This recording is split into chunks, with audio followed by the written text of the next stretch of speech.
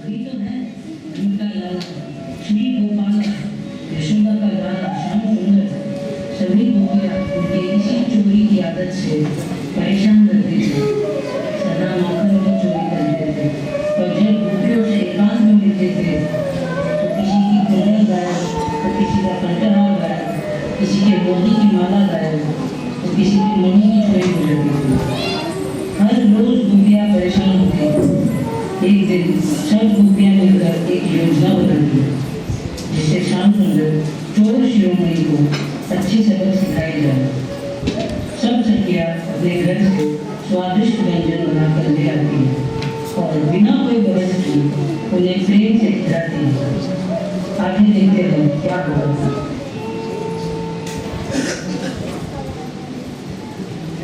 कान्हा, ये जलेबियां मैंने तुम्हारे लिए बनाई है। ललिता,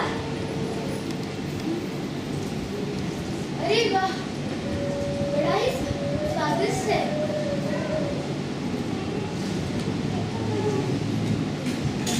कान्हा, यह संदेश तो खाओ।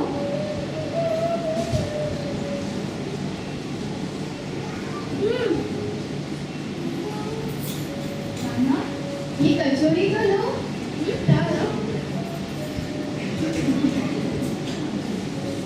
ये श्याम सुंदर, मैंने ये लड्डू तुम्हारे लिए इतने प्यार से बनाए थे, तुमने तो ये खाए ही नहीं। तुम्हारे लिए सिर्फ एक।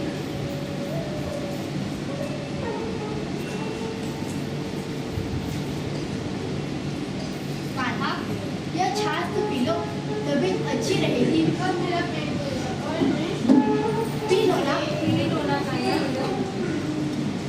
ठीक है।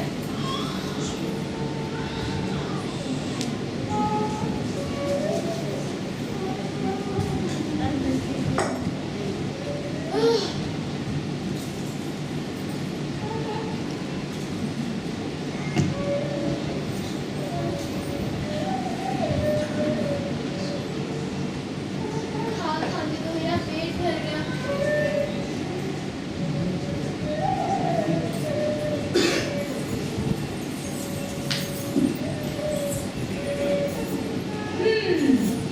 हमें छेड़ते हो, हमारे वस्त्र चुराते हो और तो और हमसे लड़ते भी हो। चलो सखियों, अब हमारी बारी है। हम इसके आभूषण उतार लेते हैं, इसे कुछ पता नहीं चलेगा। धीरे से, तो कलशा उठ जाएगा।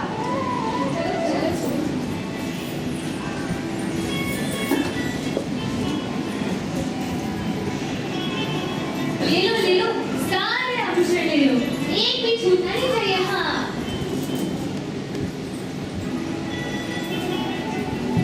मुरली,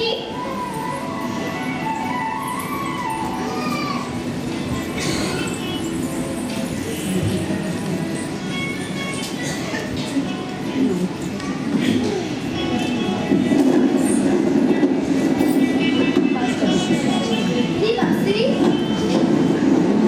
और मुकुट और उत्तरीय।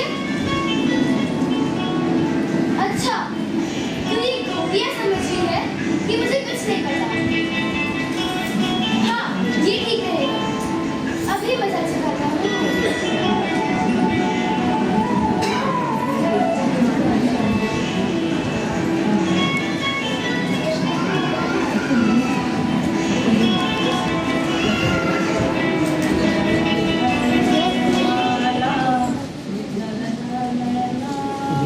भैया, अरे कान्हा, तुम्हारे आभूषण और तुम्हारी बांसुरी। सुना भैया, ये गोपियाँ ना मेरी सारी आभूषण चुरा ले गई। अब क्या करोगे? आप चिंता मत करो भैया, मेरे पास एक बहुत बढ़िया योजना है। मैं अभी जाकर अपने सारे आभूषण वापस ले आता हूँ। इस कान्हा को कुछ समझ में ही नहीं आता। कभी माखन कहता है, कभी और कुछ।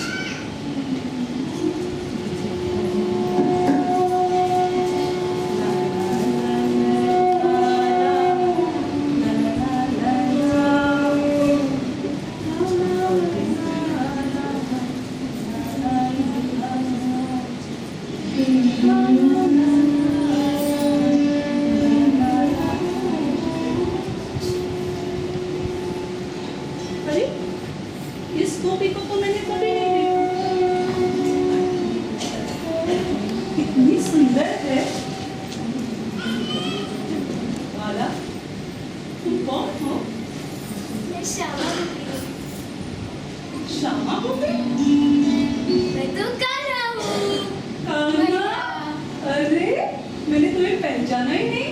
कैसे पहचानोगी मैया? मुझे बरसाना जो जाना है। मैं अपनी बांसुरी और मोर मुकुट के बिना तो नहीं रह सकता ना।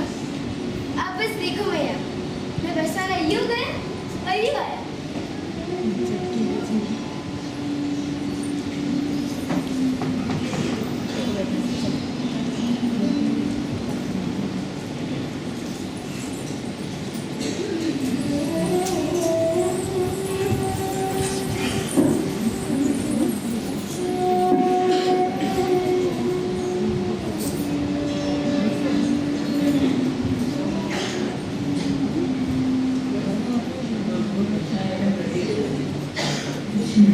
गोविंद गोपाल पुकारते पुकारते बेहोश हो जाती है। श्याम, श्याम सुंदर, कन्हैया, हे गोविंद, हे गोपाल, कहाँ हो आप? कहाँ हो आप?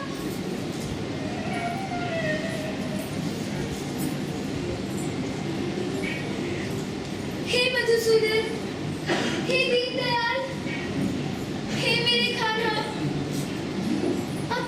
अब कहाँ हो? हे गोपीनाथ! अरे पकड़ो पकड़ो। ये सखी, लाडली को बता के आओ। हाँ हाँ। लाडली, बाहर एक गोपी है जो कृष्ण के विरह में व्याकुल है और वो बार-बार श्याम सुंदर का नाम लेते ही बेहोश हो जाती है। अरे विशाखा, ललिता, जाओ देखो वो कौन है। चलो।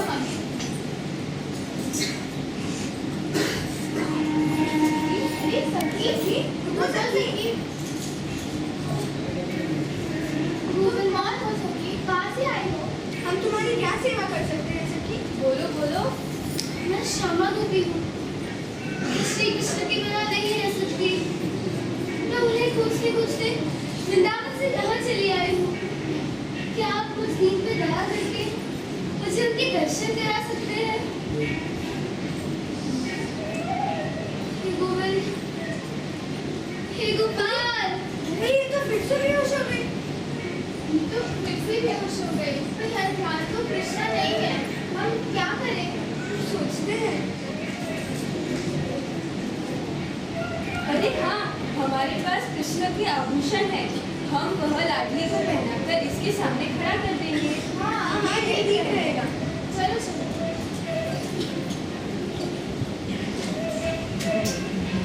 क्या हुआ सखियों? वहाँ एक गोपी आई हुई है, वो कृष्ण के बिना में बिल्कुल व्याकुल है। इसीलिए हम चाहते हैं कि आप कृष्ण बनकर उसके सामने खड़े हो जाए। हाँ, ये ठीक है।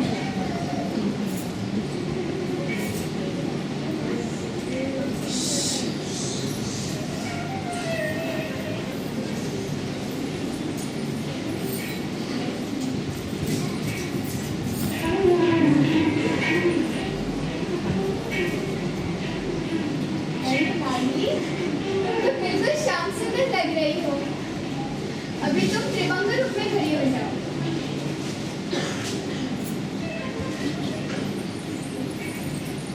श्यामा, सुनो श्यामा, देखो श्याम सुंदर आए हैं। श्याम सुंदर? कहाँ है श्याम सुंदर?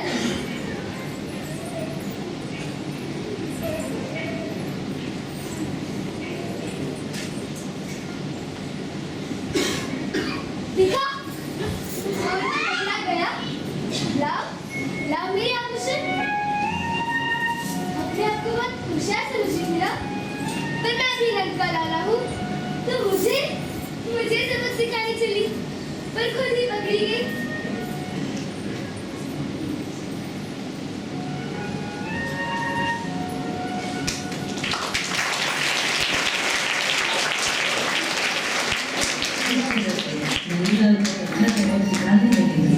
वो श्याम सुंदर उन सारी गोपियों को अच्छा सबक सिखाकर वृंदावन बसते हैं। जय जय श्री राधे। जय जय श्री राधे।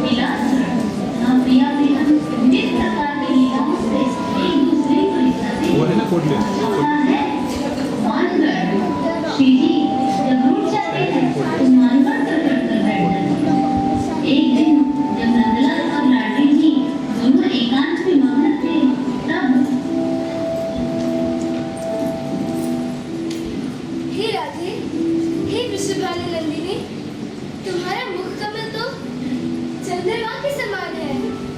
चंद्रमा के समान? लेकिन चंद्रमा पर तो कहीं दाग है और मेरे मुखकमल पर तो कोई दाग नहीं है। चंद्रमा पर ग्रहण लगता है और मेरे सौंदर्य पर कभी कोई ग्रहण नहीं लग सकता। हर मास के दूसरे पक्ष पर चंद्रमा घटती जाती है और मेरी सुंदरता हमेशा बढ़ती जाती है। और तो और चंद्रमा के नाम में चंद्रावली का आधा नाम है। इसीलिए आपने ये की हुई मेरी चंद्रमा से तुलना हम बिल्कुल नहीं सह सकते। हम नहीं सह सकते। हम नहीं सह सकते।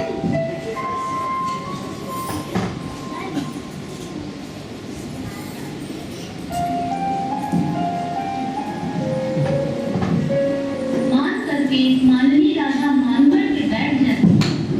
ललिता सखी दोनों का हस्त मिलाप करने का प्रयास करती रहती है।